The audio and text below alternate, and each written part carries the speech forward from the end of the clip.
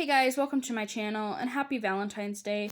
I will be reading Ever After High Fairies Got Talent by Susan Selfors. We are actually on chapter 14, part 14. So we are going to start reading right away. And yeah, so here we go.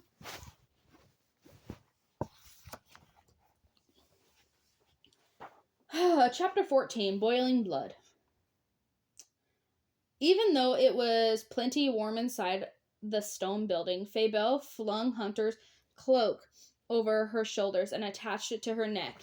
It hung all the way to her shins, more than enough fabric to cover her wilted wings. The infirmary was an old-fashioned name for the students' clinic. Small nurse fairies tended the facility, patients applying bandages, dispensing medicine, and mending broken bones. That sort of stuff. Farah and the two first-year fairies and the six cheer hexters were sitting on the benches in the waiting room. The cheer hexters didn't cheer Fabelle's entrance as they usually did. They all sat listless, shoulder drooping, and expressions heavy with worry. No twinkle in their eyes, no sparkle in their presence. They were the saddest bunch of fairies Fabelle had even seen. "Hey, Fabelle. Hey, Cupid," Farah said. "What are you doing here?" "Headmaster Grimm sent us," Cupid explained.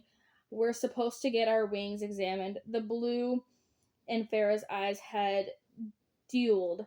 They looked great. "Oh, hope you're not sick," she said. "Of course I'm not sick," Fabelle insisted. "We're waiting for our results," Farah explained. She held a cotton ball to her index finger. They took a drop of blood for the blood test. Madame Baha Yaga stood at the end of the hall, slightly hunched over her, beckoned with a snarled finger. "Miss Thorne, Miss Cupid, this way, please." The girls joined the professor in the examination room.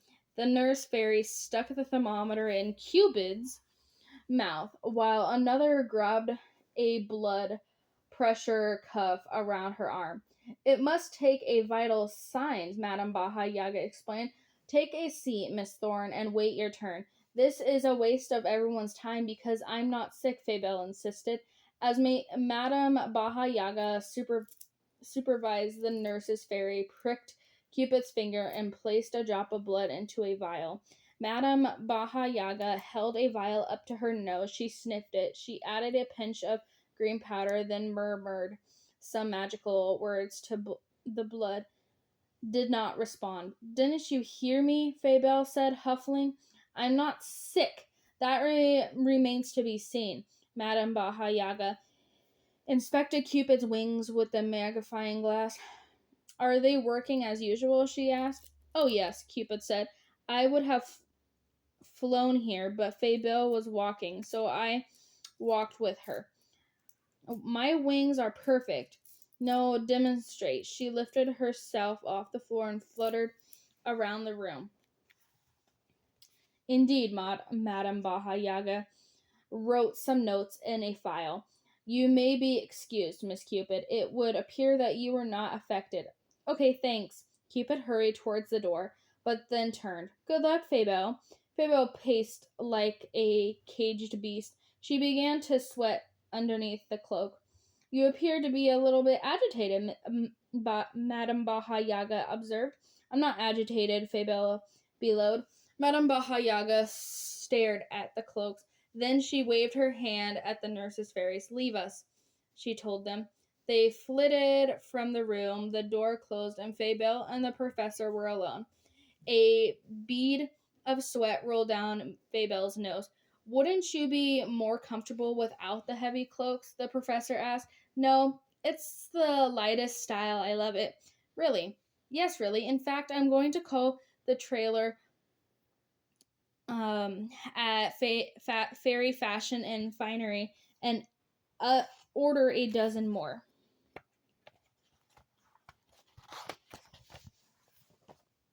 She wiped the sweat from her back of her hand.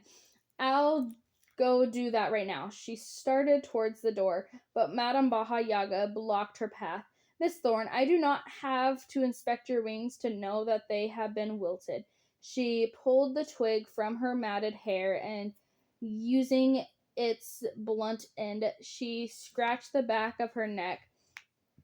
My eyes may be old and bloodshot, but I can clearly see that you're lost your sparkle. Was this true? Fabel looked at in the mirror at that hung above the examination room sink. She did look different. Her skin was less lumitaceous. Her eyes were dull. She looked or horror of horrors. Could she be true? She looked ordinary. Madame Baha Yaga tossed the wing twig aside, then picked up another file. Fabel's name was written on the file's cover. You have no record of illness, she said, aside from a few bumps and bruises from sheer hexing. Yet here you are, along with 9 other fairies struck by the mysterious element. Is there anything you'd like to tell me? Fibel turned around from the mirror. Like what? She wasn't lying about playing dumb. Madame Baha Yaga plucked a vial from the container. Cupid's drop of blood wobbled from the movement. When coming into contact with the magic detection powder, Miss Cupid's blood remains unaltered. However, she picked up a different vial. It also contained a drop of blood. She sparkled green powder into the vial. The drop began to boil. A puff of black steam shot out of the top. This blood shows clear signs that it was recently been exposed to dark magic. This blood belongs to Miss Goodfairy. Really? Fabel examined her nails. How dreadful uninteresting. Another bead of sweat trailed down her neck. If the professor wanted to confess, she'd have to try much harder. Do you remember my advice on sheer hexing? I clearly told you not to use magic touch unwisely. I advised you to hone your skill slowly. Broken teacups are one thing, but attacking your fellow fairies? I didn't attack them, Fabel blurted. They stood in silence for a moment. The cloaks was smoothing. Fabel needed fresh air. She backed up until her legs came into contact with the edge of the chair. Then she sat down. She wanted to crumble into a ball. Her wings felt so heavy. Her heart felt so heavy, too.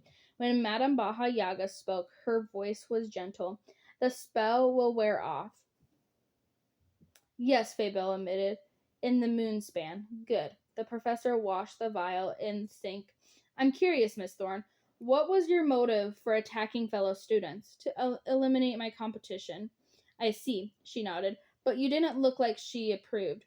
You will refrain from magic until the situation is resolved. No magic, Fabel gasped. Do not press your luck, Miss Thorne. Fabel went silent. No magic, none at all? Do you understand? Fabel groaned. Yes. The punishment could have been much worse. She could have been expelled, but still no magic felt harsh. Madame Baha Yaga opened the examination room door. There are times in life, Miss Thorne, when magic is not necessary. When the terms of competition should be fair and square. A villain does not fight fair and square, Fabel said. A villain does not what she has to do to win. Madame Baha Yaga pressed her fingertips together and gave Fabel a knowing look. Sometimes it is a victory won fairly that proves to be most rewarding. But Ulysses, here you are. No role in the play, no regionals, no flight. Whatever after, Fabel grumbled as she wrapped the cloaks around her shoulders and trudged away. She'd deal with this in her own way, her own wicked way. And that is the end of part 14.